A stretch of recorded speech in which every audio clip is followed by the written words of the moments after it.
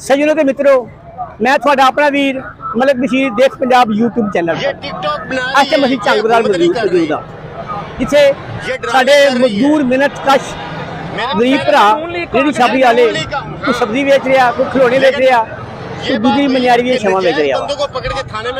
सारी इंतजामिया एसी साहबान मुस्टेट साहबान 5 करोड़ की गड्डी से 6 बॉडी गार्ड नाल लैके आंदे ने ते हल्ला बोल देंदे ने। रेहड़ी छाबी वाला बेचारा वैसे ही घबरा जाता वा। 4-8 रुपये की गेम होंगी है, वो तेन फड़ के ले जाते हैं, उत्थे जाके जुर्माने कर देंगे ने। जुर्माना इन्ना कर देने वो बेचारा पूरा महीना उत्थे वापस आ ही नहीं सकता।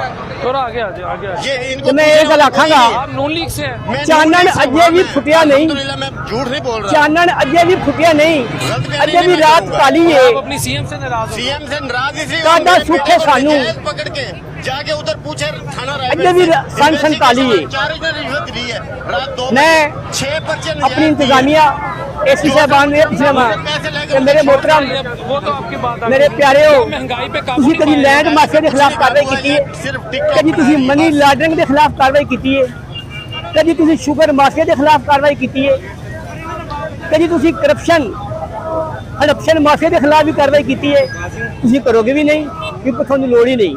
आ जाके डिगिया खोटे तो गुस्सा को मारते, आ जाके थोड़ा गुस्सा कन्ना रेहड़ी छाबी वाले ते आंदा वा, तुसी इन्हां दे खिलाफ कार्रवाई करदे हो, फड़ के ले जांदे हो। ना रेहड़ी छोड़ रही है ना किसी गरीब इन्हां दे को काम हत्थों करने दे रही है, ठीक है। ये सफाया किया इसने, जुर्माने करके लोग बेरोजगार हो इन्हां दे बच्चों दे हत्थों तुसी रिस्क खो रहे हो, इंसानियत की तजलील कर रहे हो। बेच रहे हैं खुदारा तुसी आओ चेक करो, वार्निंग दो, समझाओ, मुलाजमतें देनी है, लेकिन तुसी उस पासे आंदे ही नहीं। मुलाजमतों का जो आया गड़ी टूटिया दर इसने देनी नहीं है, ले लिया 5 करोड़ की गड्डी 6 बॉडी गार्ड सबसे फड़ के ले जाओ जी, जुर्माना कर दो। बेरोजगार है, किसी की रेडी उठा लेती है। कोई सोचो, कोई समझो, अमीर है वो अमीर हो रहा कोई है, गरीब नाल प्यार करो, गरीब हो जाए। जीवे जीवे देश की